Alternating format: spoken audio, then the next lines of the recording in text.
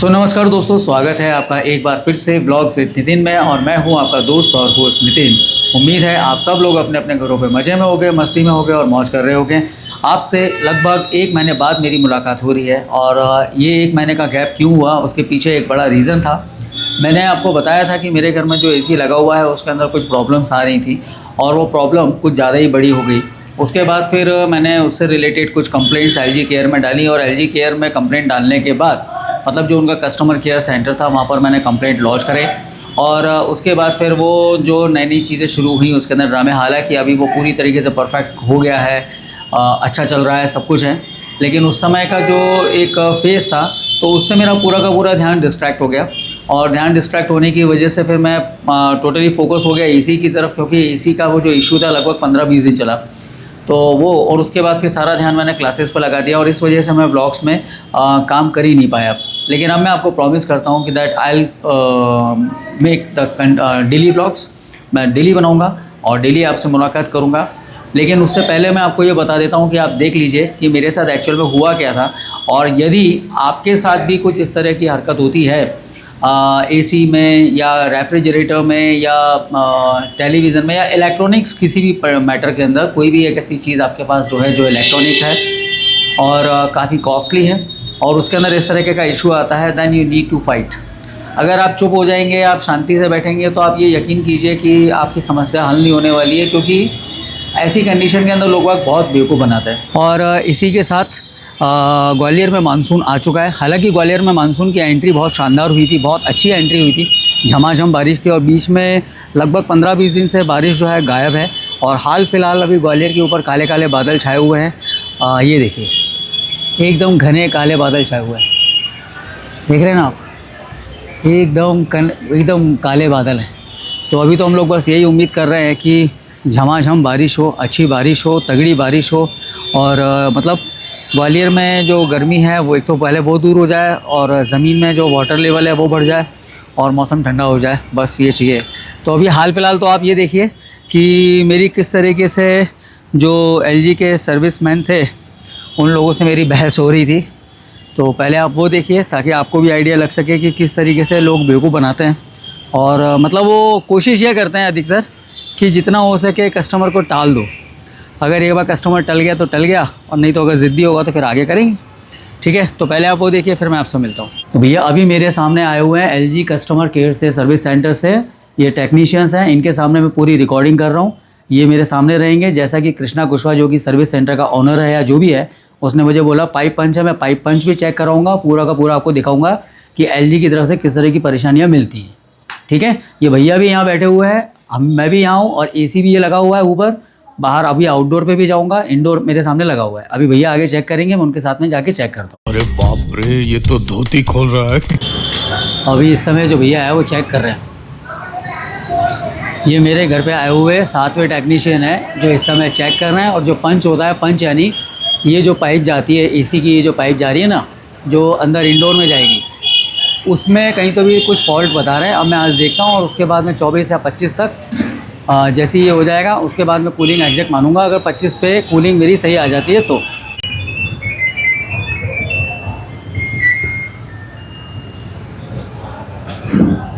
क्या हुआ, हो गया।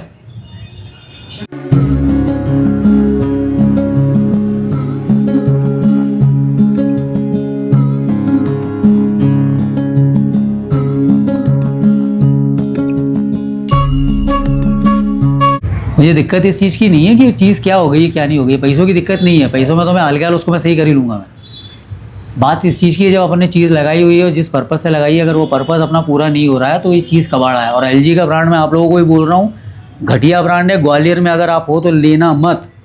घटिया सर्विस सेंटर है, कोई सर्विस नहीं है, कोई उसका रिप्लेसमेंट नहीं है, कोई प्रॉपर रिस्पॉन्स नहीं है। चेक करूँ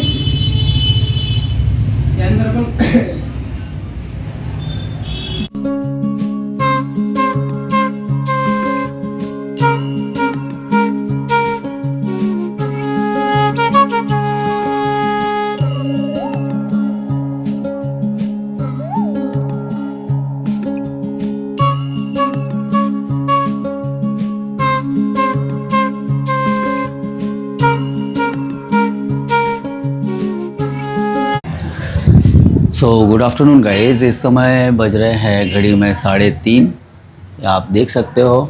और एलजी में आज सवेरे मैंने ब्रांच मैनेजर थे मिस्टर अचिन मंडल, उनको मैंने कॉल किया, और एक यहाँ पर एरिया सेल्स मैनेजर हैं राजीव मिश्रा, उनको मैंने कॉल किया। उसके बाद फिर उनको जब मैंने अपना पूरा प्रोसेस बताया, उसके बाद फिर अभी नए टेक्नीशियंस आए, कल वाले टेक्नीशियंस।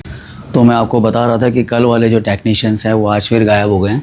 मतलब मुझे यही समस्या जो है मार्च से लेके अभी तक मैं यही समस्या फेस कर रहा हूँ। अब ये अभी नए वाले आए हुए हैं, सुनने में आया कि मतलब अगर मेरा टेक्निकल फॉल्ट नहीं है तो मेरा रिप्लेसमेंट में नहीं जाएगा। अब कोई दिक्कत नहीं है अगर टेक्निकल फॉल्ट नहीं है, और अगर वैसे ही नॉर्मली अगर वो कंट्रोल हो रहा है और चालू हो रहा है मेरा एसी प्रॉपर वे में, तो मुझे कोई इशू नहीं है। लेकिन अगर टेक्निकल फॉल्ट है then I want my replacement. यही रिक्वेस्ट मैंने यहाँ पर जो एलजी के सीनियर्स थे मैंने उनको भी बोली है। अब मैं आगे यहाँ पे रिकॉर्डिंग करता हूँ, फिर मैं आपसे बाद में मिलता हूँ। ये है गैस सिलेंडर और वेइंग मशीन है, वैक्यूम क्लीनर है, भैया यहाँ लगे हुए हैं इधर। अभी अल्टीमेटली होता ये है ना कि अगर आप कोई इलेक्ट्रॉनिक प्रोडक्ट आप परचेज़ करते हो, और इलेक्ट्रॉनिक प्रोडक्ट परचेज़ करने के बाद अगर आपको इस तरह के इश्यूज़ देखने को मिलते हैं तो फिर आपको गुस्सा आएगा ही आएगा। और ये जो है ना, मैं कंप्लीट मार्च से कर रहा हूँ, जब जैसी गर्मी शुरुआत हुई थी और मैंने अपना एसी ऑन किया था, एसी में कूलिंग आना बंद हो गई थी। आमतौर पर एसी जो होता है वो कूलिंग देना शुरू कर देते हैं कि 16-17 के बाद फिर जो है अपने को कूलिंग मतलब बढ़ जाती है अपनी, है ना। फिर अपन 22, 23, 24 के आसपास मेंटेनेंस कूलिंग को उसको रख लेते हैं। लेकिन यहाँ पर 16 पे जब मैं उसको एसी को रख रहा हूँ तो उस टाइम पर भी मेरी कूलिंग जो है लगभग 2.5 घंटे बाद मेरी कूलिंग चेंज हो रही है ना। अगर मान लीजिए 30 पे मैंने टेम्परेचर सेट किया, अभी रूम टेम्परेचर अगर मेरा 30 है तो 30 से 28 आने में उसको 2 से 2.5 घंटे लगते हैं। तो अभी कर रहे हैं, ये यहाँ पे लगे हुए हैं। हम देखते हैं कितना क्या सॉल्यूशन होता है, कि आज रिप्लेसमेंट होता है या आज टेक्निकल इशू सॉल्व होता है।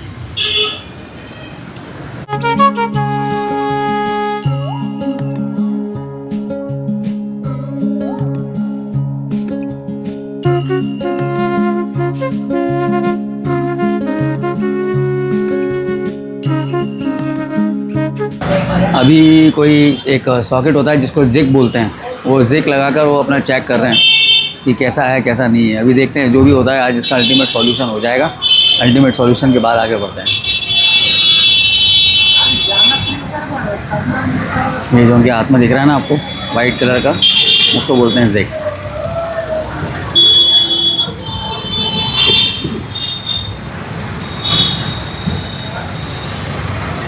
अभी उसका डायग्नोसिस चल रहा है भाई, उसमें जितने टाइम लगेगा डायग्नोज होने के बाद मालूम पड़ेगा उसके इंडोर में तो अभी तक कोई फॉल्ट मिला नहीं है उनको। क्या फॉल्ट है मुझे खुद समझ में नहीं आ रहा, क्या है क्या नहीं है।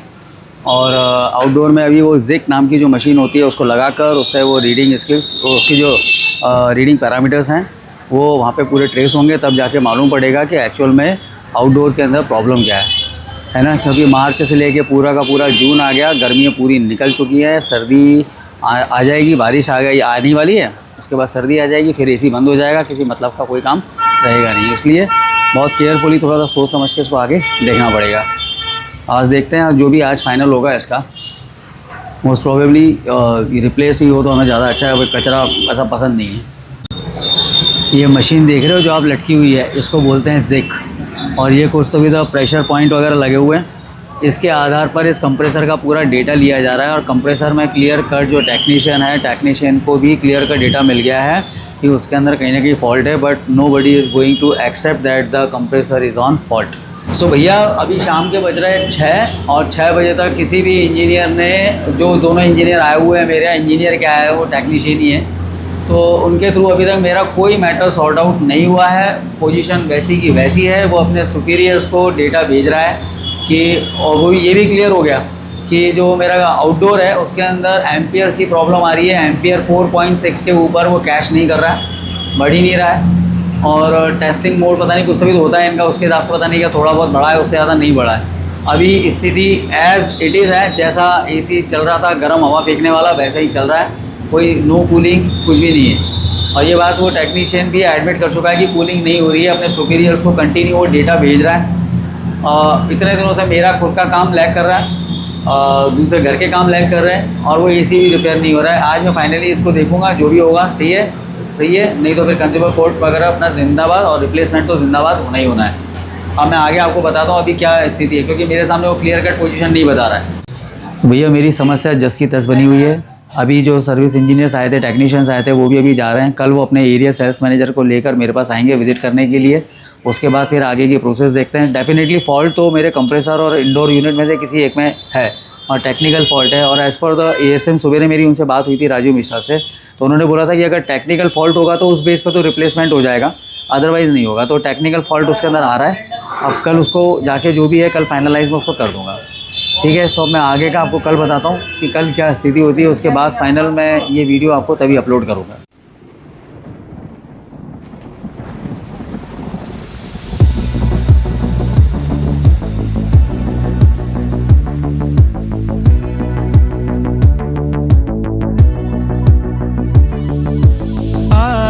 पियाना संदेशा लाए सावन, तरसाए न एक आँख मुझको भाए सावन। आए ना पियाना संदेशा लाए सावन, तरसाए न एक आँख मुझको। तो आई होप आप लोगों ने देखा होगा, समझा होगा किस तरीके से बातें बनाई जा रही थी, किस तरीके से बहाने बनाए जा रहे थे। आखिरकार मुझे उस AC वाले को मुझे ये भी बोलना पड़ा कि भाई मैं एक काम करता हूँ, मैं ये AC गर्मियों में नहीं चलाता, मैं इसको नवंबर दिसंबर में चलाता हूँ, तब शायद मुझे ऐसी ठंडी हवा देने लगे। तो वो थोड़ा सा मतलब हिचकिचा गया। बाद में फिर किसी और सीनियर को, जो मैंने आपको दिखाया कि सीनियर जो मैकेनिक था वो आया, टेक्नीशियन बोलेंगे। अब मैं एक्चुअली भी ये लोग इंजीनियर बोलते हैं, लेकिन मुझे नहीं लगता यार कि they are the engineer, because engineer जो होता है उसका एक लेवल अलग रहता है, उसका सोचने समझने बोलने का, तो वो चीज़ है। और फिर भी एक दो लोग थे LG के अंदर जिन्होंने मुझे काफ़ी कोऑपरेट किया, गाइड भी किया कि कैसे क्या कर लो, कहाँ मिलो, कैसे मिलो। फिर अल्टीमेटली मुझे वहाँ पे सीनियर अथॉरिटी से बात करनी पड़ी। सीनियर अथॉरिटी से बात करने के बाद ही मेरी समस्या हल हुई है। तो कुछ इस तरीके का सीन आज मेरे साथ हुआ है, आपके साथ भी हो सकता है। तो आपको इसी तरीके से फाइट करना चाहिए। ठीक है, इससे पहले बहुत साल पहले मेरे साथ एक सैमसंग टेलीविज़न था, उसके अंदर फॉल्ट आया था, तब भी इसी तरीके से मैंने वहाँ लड़ झगड़ के मैंने अपनी चीज़ बदलवाई थी, मतलब वो तो मैंने पूरा रिप्लेस करवाया था। और मेरे AC के अंदर भी जो मेरा कंप्रेसर है वो नया कंप्रेसर पूरा सेट हुआ है। कंप्रेसर के अंदर इसमें प्रॉब्लम आ गई थी, तो वो मैंने पूरा चेंज करवाया है, पूरा का पूरा गारंटी के साथ लिया हुआ है।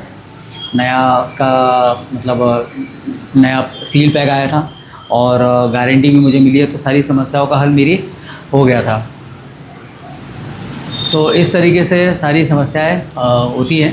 फिर उसके बाद दूसरा जो एक इशू था, अब आपको मालूम है कि आपके भाई के पास दोस्त कम दुश्मन ज़्यादा हैं, तो मैं आपको अगले ब्लॉग में बताऊंगा इस बारे में।